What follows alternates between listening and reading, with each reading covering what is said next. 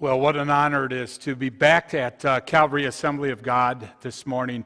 No matter where my travels take me throughout the United States or over to Europe, every time I come back to Cleveland and I'm driving down Route 6, I always kind of just give a little bit of a hesitation at Calvary Assembly of God, because Calvary still, to this day, no matter where I go, is always home to me.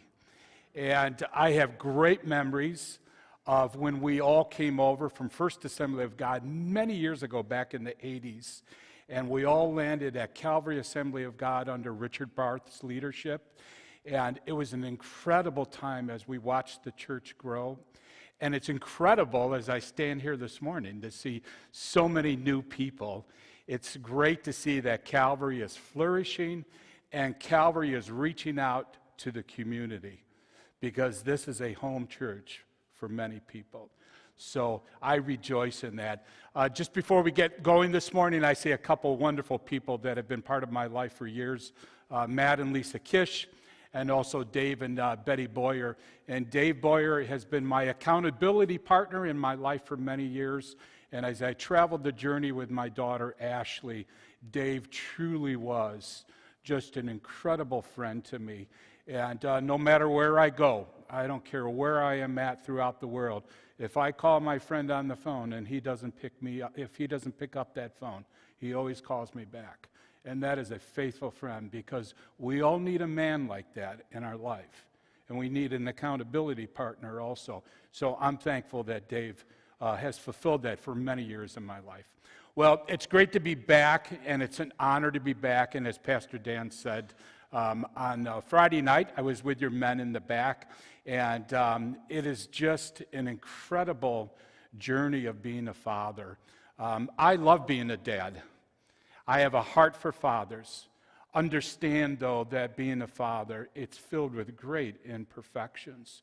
I am the father of two daughters, one Ashley Marie Whitmer Carraro, and another daughter, Marta Sadie Whitmer, who is 17 years old, and I'm honored to say that my daughter is headed off to Cedarville College in Cedarville, Ohio, as a 17-year-old, going in the global missions, and we are just so honored for the journey that Marta is getting ready to go on.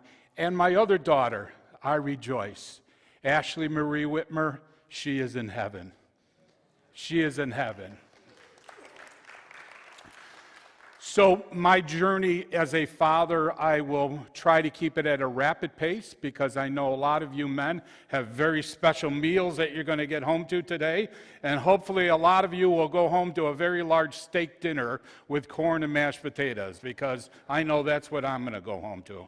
So, well, my daughter, Ashley Marie Whitmer, was basically raised in the church. And it was amazing, the foundation that was given to her through so much leadership. As I came on Friday night, about 45 minutes early, I came to the sanctuary, and I just had 45 minutes of just one-on-one time with God. And I thought about all the incredible leaders that have passed through these doors for many years. And many of those leaders truly were mentors to me, but they were also mentors to both of my daughters. Those back rooms off the old gym area, your activity room back there, boy, there has been so many children that have been raised by faithful servants throughout Calvary Assembly of God for many, many years. And my children are part of that legacy that Calvary Assembly has passed on. So I'm grateful for that. I'm also grateful for Pastor Dan, his leadership, and all of the years that he's been serving at Calvary Assembly. Please understand, boy, a pastor has to wear a lot of different hats, and he serves in a lot of different ways, and the pressures that are on lead pastors is just intense.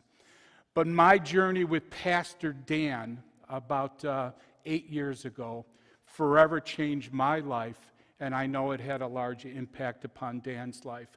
So this morning I'm going to share the story with you of the journey that I traveled with my daughter, and then we're going to get into another small portion, and then what God has done with the journey.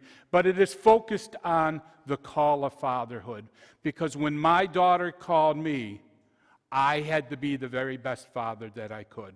My daughter, Ashley Marie Whitmer, she graduated from Cornerstone Christian Academy in Willoughby Hills, just a few miles down the street from here, in 2011. And she had been dating the worship director, Ramon Carrara, who was the worship director along with his father here, and he stood on this pulpit. And he was a few years older than Ashley was. And they started to date, and when Ashley graduated from Cornerstone Christian Academy, I received a phone call one day from Hamon, and he says, "Mr. Whitmer, I need to talk to you." And I'm like, okay. And that phone call went like this: "Mr. Whitmer, I'd like to come in November of 2011, and I'd like to ask you for permission to marry your daughter, Ashley." From a father's perspective, I could have not asked for a more honoring thing, because it was perfect. They had both grown up in the church. They were both living their faith. They wanted to serve in ministry. So Hamon flew in.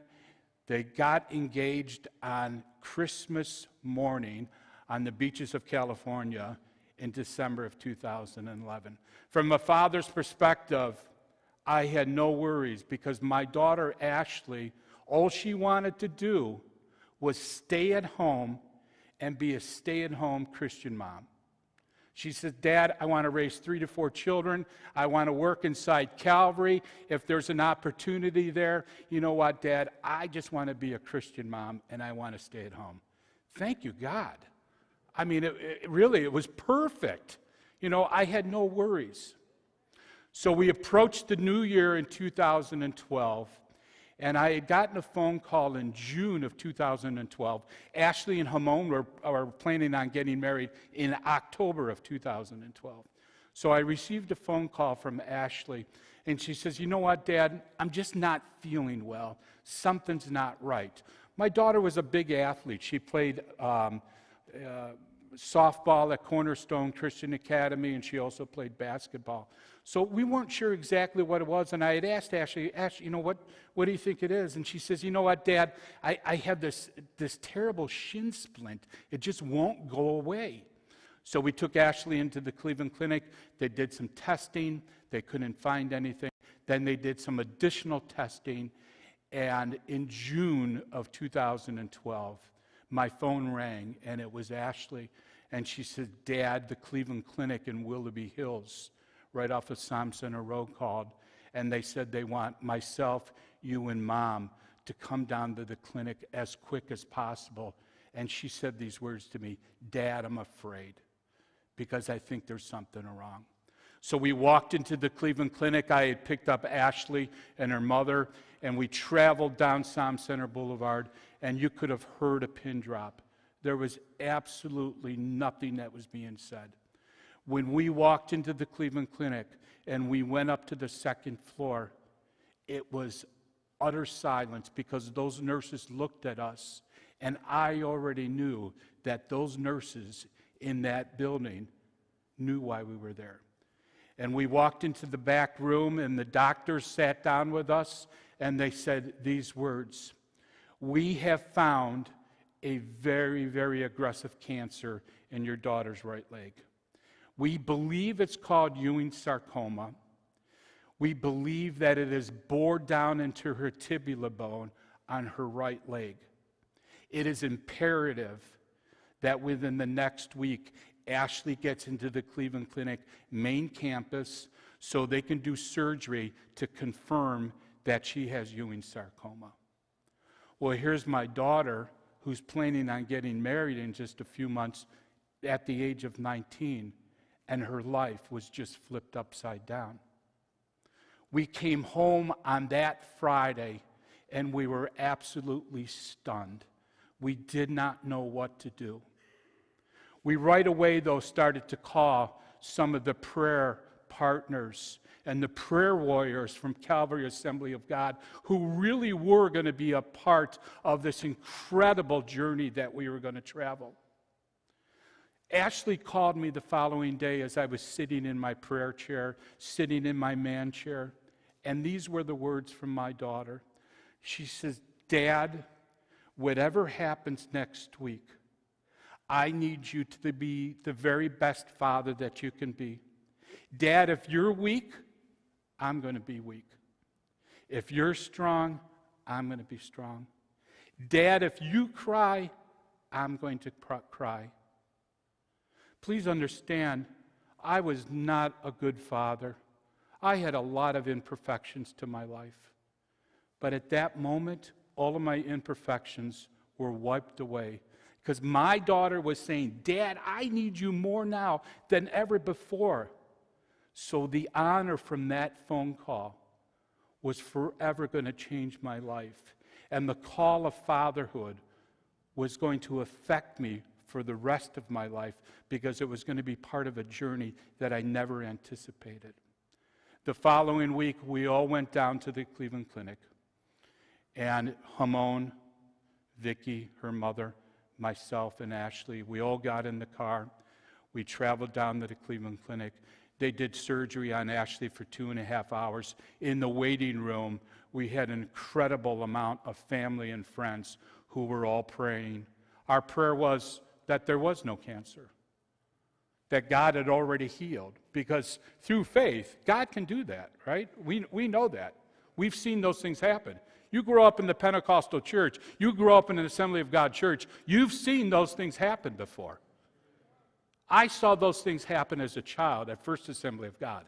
I saw those things happen at Calvary Assembly of God. It's amazing what I saw happen in my younger years. 2.5 hours later, though, the doctors came out, and there was 3 doctors, and as soon as they looked at me, I knew right away. And I went up, and the doctor said this: "Yes, it's Ewing sarcoma. It's very, very aggressive. It appears to be 10 inches long, 3 inches wide. It's bored down into her tibular bone. If we don't get Ashley some help right away, she's probably going to die within the next 3 to 4 months because it's so aggressive." Please understand that there is no cure for Ewing sarcoma. There's no cure at all. But we know through our faith, God is the greatest curer around. So that was our hope, that God was going to cure Ashley. So the following week, we get a phone call from the Cleveland Clinic. We take Ashley home. They said, "Listen, this is the plan. Ashley is going to need 12 rounds of extensive chemotherapy. Extensive chemotherapy. It's going to be some of the most radical therapy that they've ever performed in the city of Cleveland."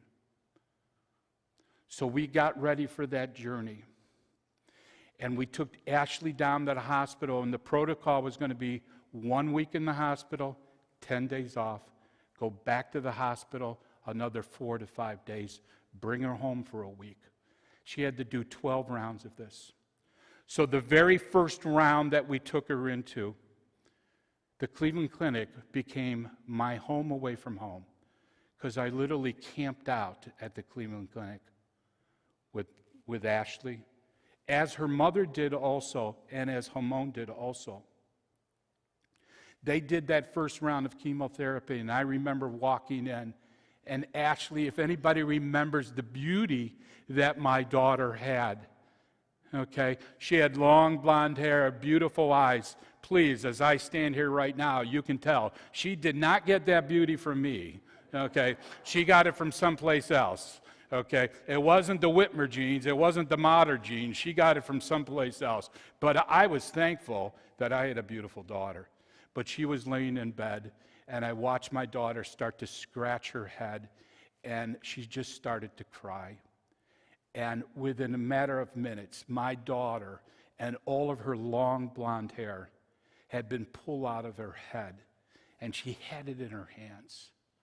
And she looked at me and said these words: "Dad, just throw it out. I don't want to see it." And I took all of her hair, and I walked into the tiny little bathroom, And I wanted to cry, but I remember saying to her that I wouldn't cry. I would be strong. I threw it in the garbage can. I came back out, and she's standing there now. And she's looking at a mirror, and she says, Dad, how do I look? And I says, Ashley, you look beautiful. Ashley served that first week at the Cleveland Clinic. God, we saw within the very first week, was putting incredible people that were going to be part of her journey. A lot of unfaithed medical doctors and a lot of unfaithed nurses that were going to be profoundly affected by Ashley's faith as a 19-year-old. We brought Ashley home. A week later, we brought her back. We repeated that a total of 6 times. During that 6 times of her getting chemotherapy, we saw Ashley starting to wear down greatly. And she was very early into the stages of her journey. But my relationship with my daughter started to change immensely. When you have a child or you have an adult or you have a loved one that gets sick, and you say, I am going to sacrifice, nothing else matters. Nothing else matters. Finances don't matter. Your own personal health doesn't matter. Cutting the front yard doesn't matter. None of it matters because you get consumed. My time that I would take Ashley to the hospital, my time that I would sit in the hospital with her for 8, 9, 10, 12 hours at a day, it gave us a bond. And I had no idea, though, that Ashley was going to start to forgive me for some of the terrible mistakes through immaturity and through sin that I had done in my own personal life as a father. After those first 6 rounds, the doctors came in and they said, we're going to do surgery on Ashley now. And the surgery is going to be long and extensive. When we get in there, if we find out that we can't do anything at all, we're not going to do anything, and we're just going to let Ashley finish out the young journey of life and pass away. But if we find out that maybe we can work within the margins of her cancer, what we will do is we will try to take out all the tumor and all the cancer, go a little bit further. If we find out that we should amputate her leg, then we're going to amputate her leg if it gives her some additional time. We said, you do whatever you need to do. So that day that we took Ashley in to the Cleveland Clinic, surgery was going to last 10 hours. 10 hours, a 19-year-old was laying on the table. Now, let me tell you something. The power of the church lived inside the Cleveland Clinic that day, because that waiting room was literally like the Sunday morning worship service. It was amazing. I am proud of my roots being a Pentecostal, a born-again, charismatic man, because when I walked into that waiting room, it was unbelievable. This morning, I had an incredible honor to be with your prayer warriors in the back. Believe me, the power of prayer is an amazing thing. And that day that my daughter was getting surgery, I saw that power of prayer. After 10 hours, the surgeons came out and they said, we believe that we have gotten all of the cancer. We had to remove Ashley's tibial bone and put in a new tibial bone. We also had to remove her kneecap. She has a long journey ahead of recovery. And then, don't forget, she has to get 6 more rounds of chemotherapy before she can get better. So that being said, she had surgery on Friday. On Saturday, she got extremely sick, and she ended up getting 105 fever. I was sitting right over in that corner at Calvary Assembly, and my phone rang, and they said, you need to get down right away because we have to take Ashley into ICU. She is not doing well at all. I remember leaving the church service, going down to the Cleveland Clinic. Once again, I don't even remember the drive. I got there. As I was in the second floor in the hallway, I heard somebody screaming. As I was going to Ashley's room, that screaming was getting louder and louder and louder. As I opened up the door, I realized it's my daughter. She's screaming. She looked at me, and this is all she said. Dad, don't say a word. Don't talk to me. Don't touch me. Dad, all I want you to do is pray. That's all she wanted me to do. And that's all I could do, because my child was in so much pain. But God got her through that pain. We brought Ashley home. She had an extensive recovery time. My daughter used to sit on the couch over here. She had a big green cast on her leg. She could barely walk. It was amazing. When Ashley would come to church, how many people would help her out, just navigate the journey. A lot of times she would sit on the couch out there and listen to the church service. For a sick 19-year-old saying, I want to be in church, that tells a lot about her spirit of who she was. After Ashley got a little bit better, once again, we started the last 6 rounds of chemotherapy. And it was the same protocol as before. But that next 6 rounds, which were going to give us 12 total, what I saw in Ashley was Ashley's journey was affecting so many medical personnel. I had doctors and nurses come up to me and say, Mr. Whitmer, what makes Ashley so different than everybody else? We know, sitting here today, okay, a lot of times it's not that we're yelling, I'm a Christian. It's that inner peace that we have that people pick up on. It's that inner gentleness through the Holy Spirit that gives us something different, that says, hey, you know what? What makes them different? I want to be like that. And that's what Ashley had. So that outward beauty, even though it had kind of changed, her inner beauty through her faith was just incredible. After 12 rounds, the nurses and the doctor sat down with us and they said, listen, we believe Ashley is cancer-free. We believe she's cancer-free. We found a couple little nodules on her lungs, but we just believe that is from when she was sick many years ago. We believe she's okay. And Ashley said these words to her team doctor and said, does that mean I can get married now? And Ashley and myself walked out of the Cleveland Clinic the end of February, and we stopped at the front doors on Euclid Avenue. And I said, Ashley, do you want to look back? Is there anything you want to do? And her words were this, Dad, all I want to do is go home and marry Hamon. Please understand that Ashley's marriage to Hamon became the highlight of her life. We called Pastor Dan, and very quickly we scheduled a wedding in April. We did not have the wedding here. We had it at a small little tiny church because many years ago we had a time of just a little bit of time of respite in our life. So we were at a church called Church in the Vale down in Gates Mills at Wilson Mills and River Road.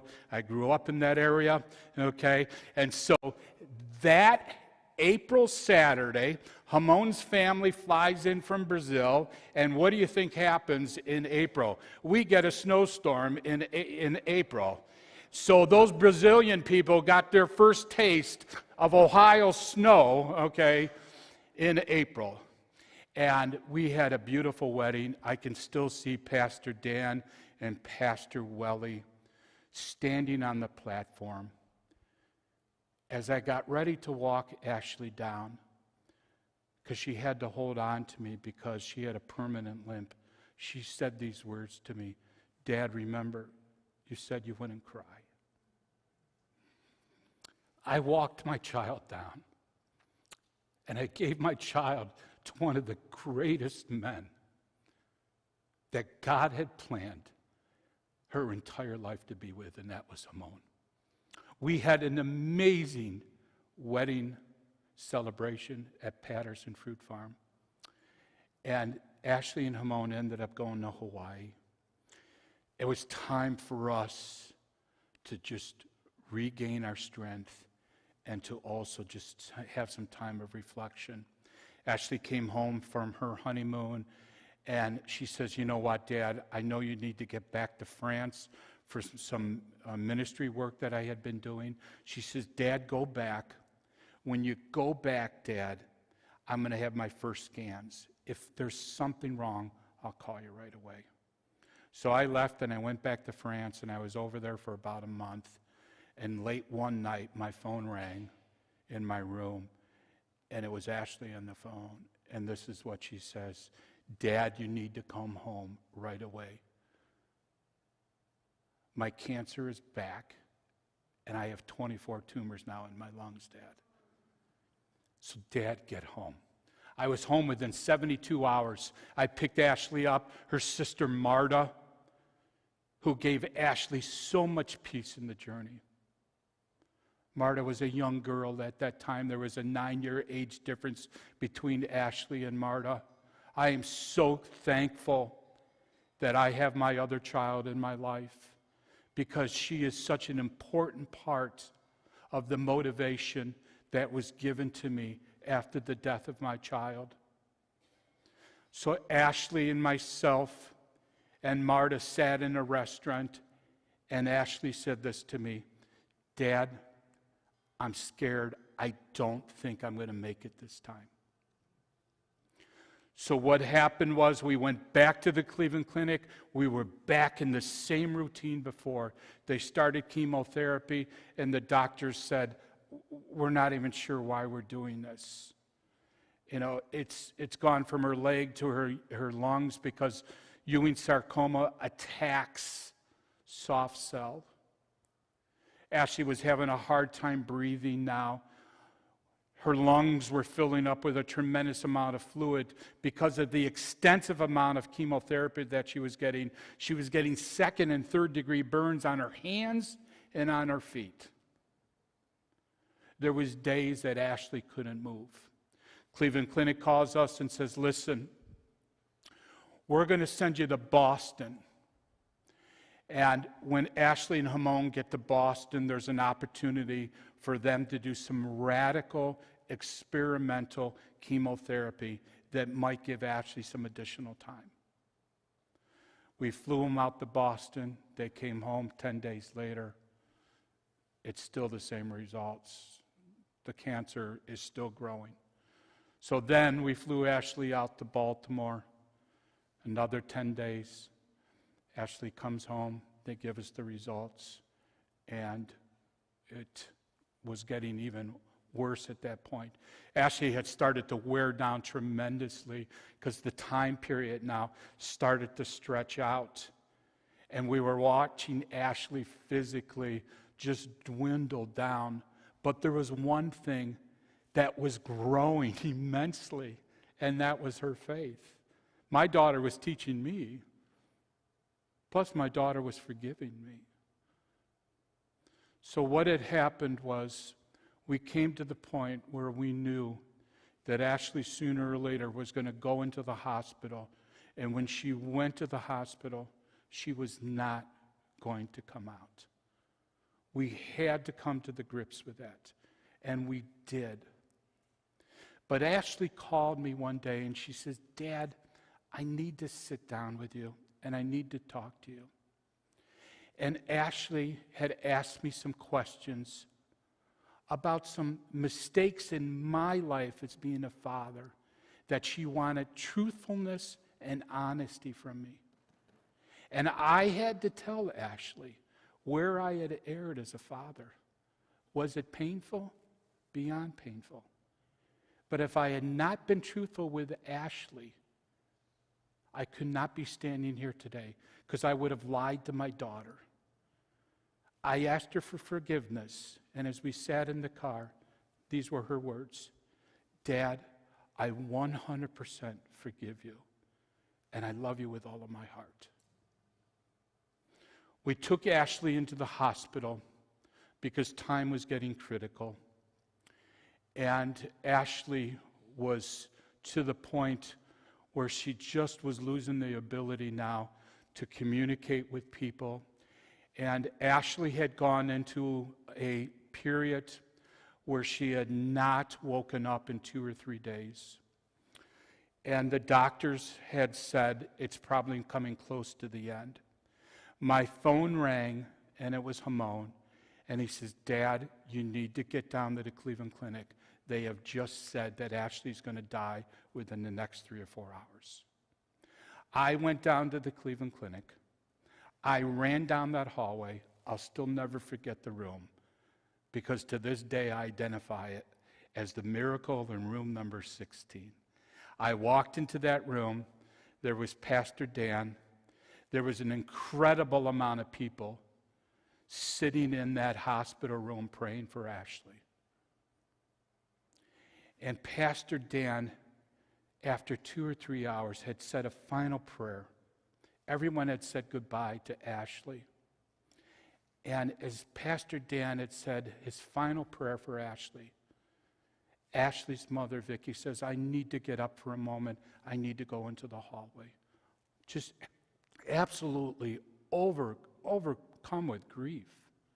She goes out in the hallway, and we had taken 2 hospital beds, and we pushed them together. And as we had pushed those 2 beds together, believe me, a mother who has given birth to a child, the pain that she feels watching her child die is 1,000 times greater. Because that mother gave life to that child, their first breath. And usually the first thing a child does is go into the arms of her mother. And that's what happened between Ashley and Vicki. So Vicki's grief was even 1,000 times greater than mine. But as she went out in the hallway, I crawled into that bed, and Ashley's head was just kind of tilted to the side.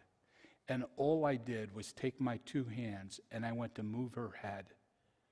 Please remember, she has not woken up in 2 to 3 days. I touched her face. Her eyes opened up. She pushed herself all the way forward and said these words, Did I just die and go to heaven? And Pastor Dan is like, Are you kidding me? What in the world just happened? The nurses and the doctors could not believe that this child was supposed to be dying, and now she's wide awake. And she's looking inside room number 16 saying, I think I remember you. I know you. She looked at me and says, Oh, Dad. You know, she was regaining it back. Well, that was the first miracle, but what did that tell us? God was not done yet. Because those nurses and those doctors will now be profoundly affected by the journey of Ashley. Miracle number 2. We're back in ICU. It's a few days later. The nurses and doctors say, it's coming to an end. We call Pastor Dan. We call family. We call friends. Before everyone came down, Dr. Bruce Motter, my uncle, and I want you to know this, my uncle was profoundly influential in my life in teaching me how to pray. Because my aunt and uncle came down, and as Ashley was laying in that hospital bed, he took his oil out and he said these words, Ashley, we're going to pray one more time. And he anointed Ashley with oil. But we knew that Ashley was in God's hands. Once again, we all said our farewells to Ashley. Pastor Dan and everyone said their goodbyes. I leaned down over Ashley's bed and I said these simple words. Ashley, when you get to heaven, tell Grandpa that I love him. And as soon as I said those words, once again, she opens up her eyes and says these words, Dad, I'm not ready to die yet. So, we have 2 miracles.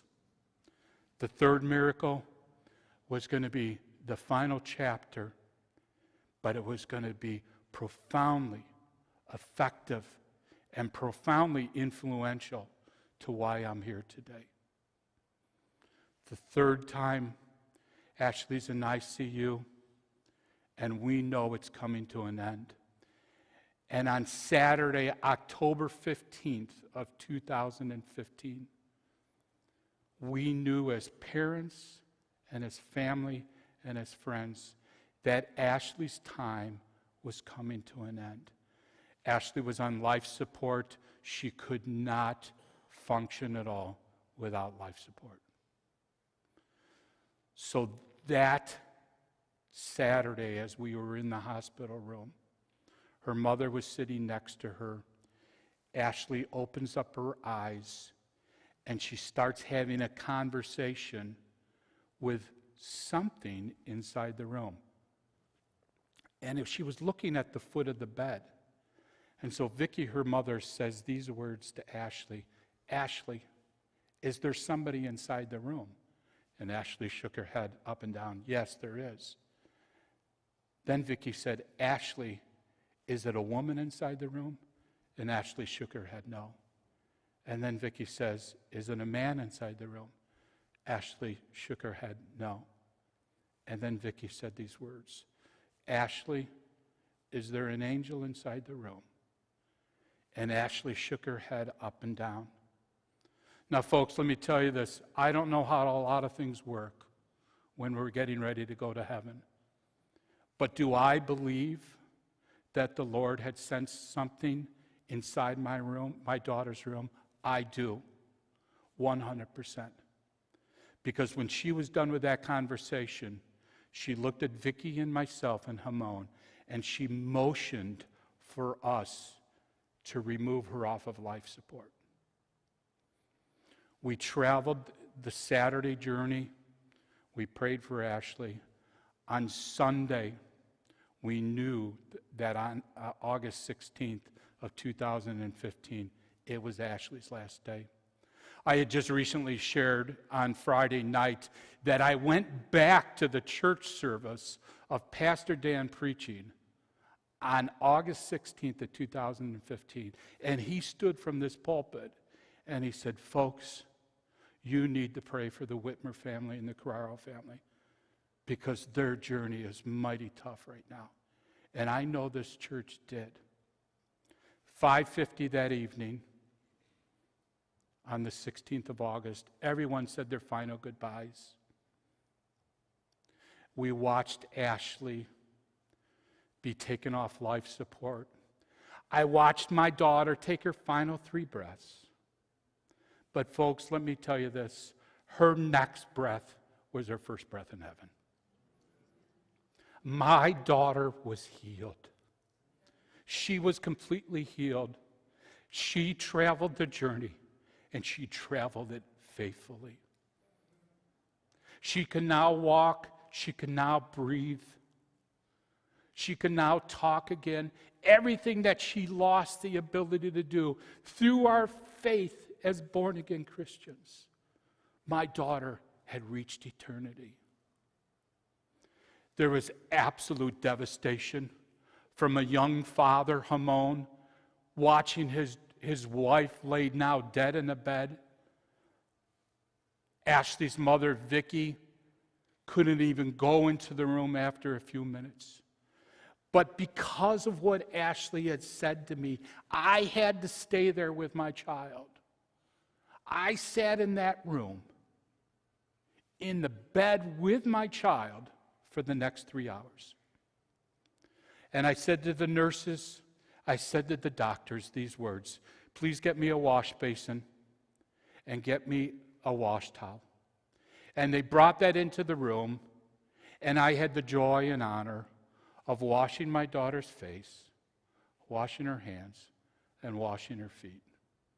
If you ask me why, I can't tell you why. I think it was because my child forgave me. Because forgiveness sometimes is a hard thing. But my daughter forgave me. As I sat there with my child, the nurses came in at 9 o'clock, and they said, Mr. Whitmer, we need to take Ashley now. It's done. It is done. And it was one of the few times I got mad in my life. I said, I have faithfully traveled this journey with my daughter. I ask you, please, to help me lift my child up and put her in the other bed that I am now going to push my daughter down the hallway for the final time. I lifted my child up. Her eyes were still wide open.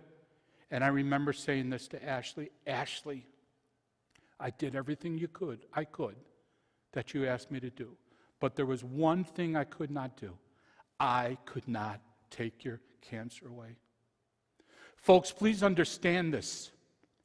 Ashley died perfectly. Let me say it again. She died perfectly. She didn't die from suicide. She didn't die from an automobile accident. She didn't die from a drug overdose. This is the way God chose for my daughter to die. Why? I don't know. I recently shared the story. I was in Lakeview Cemetery walking. It's an incredible, beautiful place to walk. And I called my mother on the phone, who's an amazing influence upon my life. And I called her on the phone, and I was born at Huron Road Hospital. And I said, Mom, I just thought about something. May 17th of 1962, when I was born, God already knew that I was one day going to be a father, and that I was going to have a daughter named Ashley Marie Whitmer Carraro, and that she was going to die of cancer. Because if we believe in our faith the way we're supposed to believe, God knows all things. And God had chosen for Ashley to go to eternity, but have an incredible influence forever. And we'll get to that soon. I lifted my child up. Pastor David Welly was inside the room at that time. I remember looking over at Pastor Welly, and Pastor Welly, from father to father, I could see the grief on his face. He was heartbroken because what father wouldn't be? I put my child in that other bed, and I covered her up, and I pushed her down the hallway. We came to the final push door at the Cleveland Clinic, and the nurses and the doctors who had faithfully traveled this journey with us, incredible. They said, Mr. Whitmer, this is it. It's done. And I'm like, I'm never going to see her again.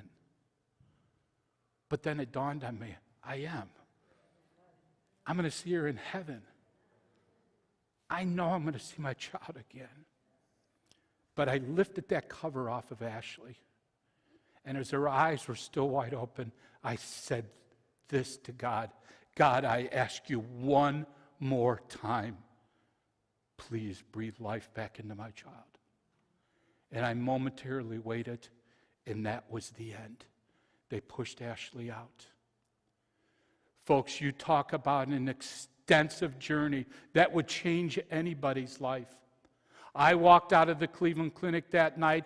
I walked in front of the Cleveland Clinic on Euclid Avenue. I fell onto the ground. I curled up in the ball, and I didn't know what to do.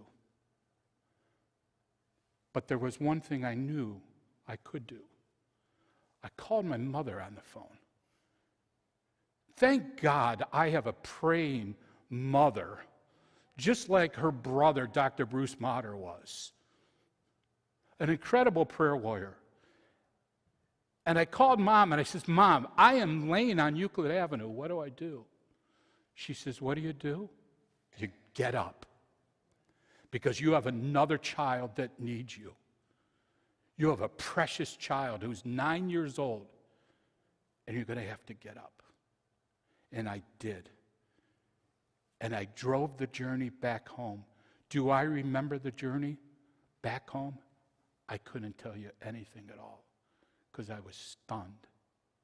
I was worn down from 2.5 years of extensive pain. My pain, was nothing compared to Ashley's plane. Please understand that. A week later, as I stand here tonight, or this morning, this place was packed out as we said our farewell to Ashley. I watched everyone walk out the doors, and I watched everyone leave, and I realized that their life was going to go back and be normal. They were going to go back to their family. They were going to go back to their children. They were going to go back to their job. I'm sitting here and I'm like, are you kidding me? What am I going back to? Yes, I have my daughter, but how do I recover? And folks, I did recover, but it was going to take some time. I love the story of Job. Job was an amazing, amazing story. Think about what he had in his life. He had everything. He had wealth. He had some of the greatest herds around. He had financial money that was just amazing. He had a large family. And what did God do? God took it all away. And Job sat there and tried to figure it out. My story turned into the story of Job. Because you know what? I nearly lost everything after my child died. I lost Ashley. I still had the great love of my child, who needed me more now than ever before. I lost my health. I lost my financial stability. When you have anybody going through cancer, let me tell you something, the financial strain is unbelievable. But in the very end, the post office doesn't hide the bills from the hospital.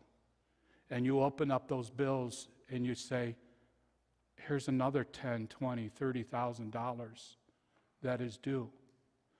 But you know what? I traveled that journey, the journey of Job, which became my journey. It became personalized. I cried out to God so many times, Lord, I'm on this heap right now. Lord, please relieve me. Lord, help me find a way to get through this. And folks, let me tell you something. The Lord was with me the entire time. But it was going to take some time for me to recover. I went back, and I don't know how many times I reread the story of Job. And I was thankful that I was able to do it. But there finally became a day that the Lord said, enough is enough. It is now time to recover. It is now time to do something with what happened. So I got up one day, and I'm like, it's like a brand new day today. I have my health back. It's nice not to see the red in my checking book anymore. It's nice to be positive. But something changed. What was it? It's because after Ashley died, I still stayed faithful to the journey. But God doesn't say it's going to be easy. We know this. Our journey of faith is more difficult. Did I run from God after Ashley died? No, I ran closer to God. Somebody said to me, why didn't you get mad at God? Because if I believe in the absolute perfection of our Savior, I knew that everything that happened was the way God wanted it to be. And I was grateful for that. So as I started to recover and I started to just say, there has to be something that I can do with this. Ashley's life was so influential. I'm not going to let this child's legacy die. She might have died here on earth. We know she's in heaven. But I need to do something that is going to change other people's lives. What mattered to my daughter? Surely being raised in the church was incredible. Being raised by Christian parents was incredible. But let me tell you, there was a large bonus to my child's life. We were blessed to send both of our daughters to faith-based Christian education. We need faith-based Christian education more now than ever before. I mean, we are under incredible assault. There is absolutely no understanding what is happening now. It's not our job to try to figure it out. It's our job to say, how am I going to respond to this? So we said, Ashley's faith-based education was an incredible influence upon her life at Willow Hill Christian and then Cornerstone Christian Academy. So one day I met with a group of people, and they said, you know what, Brian, let's start a foundation, which is called AWCF. And what we do is we feed in to scholarship programs to other schools, faith-based schools, just not in the United States, but also in Europe. And now I realize this, that every fall, there is a child or two children or three children that are getting a Christian education because of my daughter. Because her faith-based education lived on forever until her last breath. And she passed that faith-based on to so many people. So we started off real simple, and it was a lot of fun. We said, okay, you know what? Let's start picking some schools. So we started to go through the research process of saying, who kind of matches up to what Ashley believed and what we believe as a family. So the very first school we chose was in Ohio called Agape Christian School. And then we chose Cornerstone Christian Academy here in Willoughby Hills. And then we ended up in Pennsylvania with another school. Then we ended up in Arkansas. I couldn't tell you anything about Arkansas a few years ago besides Bill Clinton was from there. But I know one thing, we have an incredible school that we are giving faith-based education scholarships to on a yearly basis. I am grateful for that. It started to grow and grow and grow and grow. And the next thing I knew is we started over in Europe. We were in France, we were in Switzerland, and then we ended up in Ireland just a few months ago. I am grateful because it's given me the opportunity now to get into those schools and to share the journey of what Ashley went through to a lot of youth and say, listen, if God were to call upon you like he called upon Ashley, could you answer that call? So, in closing, I say this to you. The journey of fatherhood, my journey, difficult, but men, I know you all have your own journeys. You all suffer from a lot of struggles. We've all had those struggles. It's just a matter of how and what we do. Saying to our children, I am sorry, is what they deserve and what they need to hear. Because it's the starting point. I believe, men, before we conclude here, that you have an opportunity today that when you walk out, to contact your children and one, say, forgive me for where I have erred. Please understand, no one's expecting you to be perfect. Call your children today and say, I am sorry. It will open up incredible doors for you. That's number one. Number two, you need to get on your hands and knees and say, Lord, forgive me for where I have made a mistake. The Lord will guide you through those airs of fatherhood. And number three, I encourage every father here to write a letter to their children. When Ashley had passed away, I had a very painful thing I had to do, and that was I had to go through her home, and I had to clear everything out because her husband, Hamon, was so devastated that he couldn't go back into his home. So as I went through all of my daughter's items very painfully, I found a letter that my daughter had saved. And I want to read this to you because I want it to be an encouragement for all of you fathers to write your child a letter. And the date on this is just a few days before Ashley got married. It was April 16th of 2013. My dearest Ashley, it is an honor as your father to write you today for the last time before you get married. As your father, I could have not asked for a better daughter.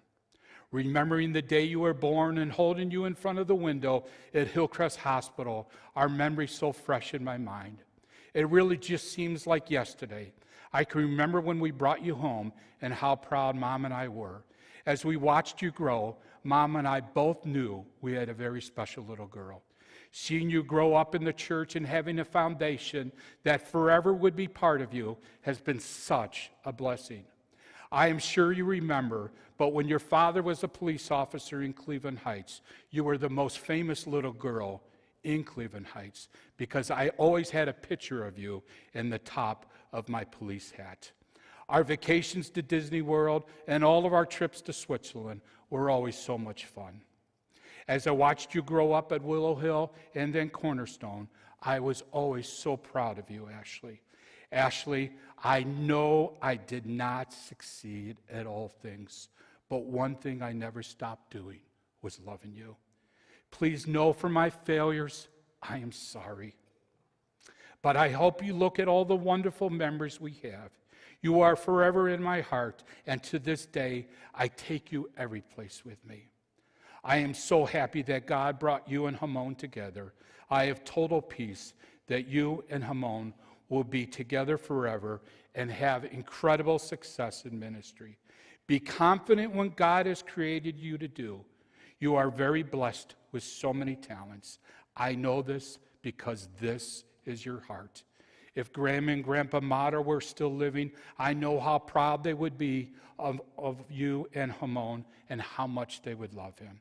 Please know that wherever my travels take me, I will pray for you and Hamon daily. I will always be here for you whenever you need me. Love your father.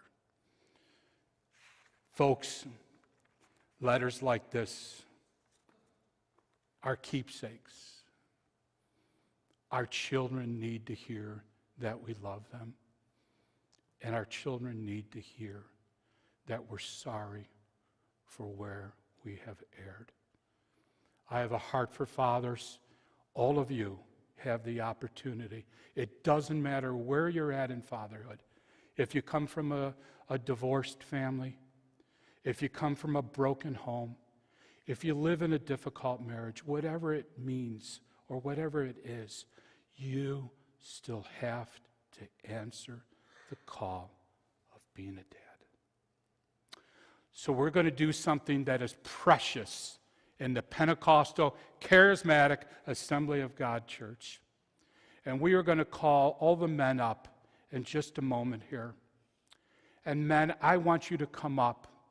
And when the men are up at the front here, Pastor Dan and myself, I'm going to lead with a prayer, and then Pastor Dan is going to finish up with a powerful prayer for you fathers. My daughter, her favorite song was It Is Well with My Soul. And when she took her last breath, folks, it was well. So men, if you can stand up, and if we could please start in the back here.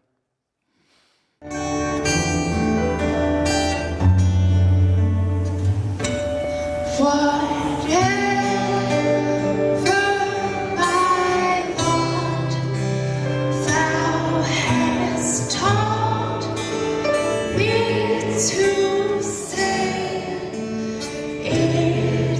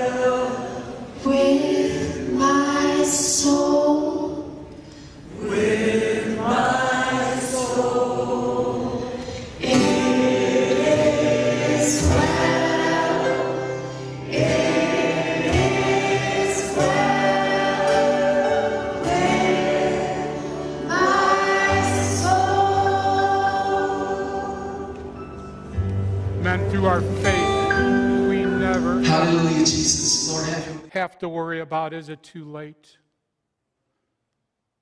It doesn't matter how old our mistakes are. All that matters is leaving it at the foot of the cross. And each and every one of us men, including myself, I'm a testament to that. We can lay our burdens at the foot of the cross. I'm going to pray with you, and Pastor Dan's going to come up and finish up in prayer. Heavenly Father, Lord, I thank you for every one of these men. Lord, wherever they're at in the call of fatherhood, Heavenly Father, Lord, we rejoice in their successes. Lord, in the quality things that they have done with their children, Heavenly Father. Lord, we just ask, Lord, wherever they have erred, wherever they have had mistakes, Heavenly Father, Lord, that they leave it with you today, Heavenly Father, as you died on the cross for each and every one of our sins, Heavenly Father. Lord, forgive us for what we have done wrong. Lord, show us how to make things right with our children. Lord, let us have so many good memories for the future until you return. We ask this in your name, Jesus. Amen. You know, Brian, we really thank God for your transparency today. The scripture comes to mind that, you know, he's the potter and we're the clay. And he can make the most of us if we'll continue to place ourselves before him.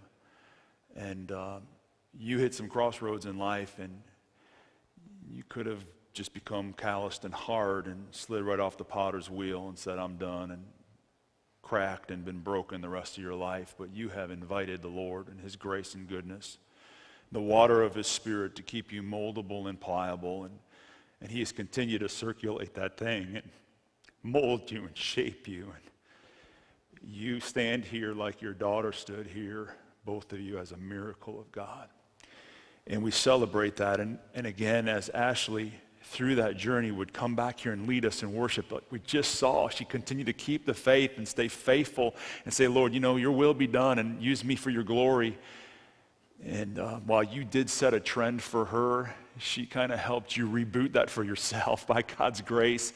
And now you're doing it. Your mom's proud. Your family's proud. Your dad's rooting for you from the banisters of heaven. And Ashley and the Lord is proud of you. And you've encouraged us today to continue to tap into the grace of God, not only for forgiveness, to have a faith, keep a faith, but to stay surrendered to the Lord and his will for our lives. I think the enemy wants nothing more for us to slide off the potter's wheel and say, well, I've messed up and I'm done and I'm broken. But God is a God that takes the pieces, and if we'll bring him the pieces, he'll, as you've just prayed for us, he'll put it all back together. Amen. And we're praying that for all of you, but I want to just thank God for your life, Brian. And you only kind of scratched the surface of the great things that God is doing through the foundation. Here, there, and everywhere around the world for the glory of God. You send me those little video clips of kids in Europe, and it's just an amazing thing. If you all want to give today to bless Brian and this ministry, you can do that through Calvary Assembly. Just mark it, drop boxes online, and we'll forward that to the ongoing ministry that honors Brian and honors Ashley, but most importantly honors Jesus. Heavenly Father, we thank you for your grace today. We thank you for this man of God. We thank you for the surrender that he has continuously brought to you, his brokenness, and allowed you to make him whole. You're a redeeming God. That's who you are and what you've done, and Brian is a testament of that today. We saw it in Ashley over and over again. She kept the faith, and you were so faithful to keep her from the inside out, Lord. She grew, like Brian said, and she became more and more beautiful from the inside out. And we celebrate her life, and we celebrate that legacy. It's the legacy of Christ that was birthed in the New Testament, and it goes on, Lord, until you call us home. And so I thank you for every man in the house, Lord, and I pray your blessing with Brian over these men and over their influence, that God, that they would remain dependent upon you, surrendered to you, welcoming the Spirit of God to allow Christ to be on display in their mindset, their value system, their priorities, their actions, their words, the things they do and the things they don't, the way they love God and loving their families. I pray, God, your blessing on them now.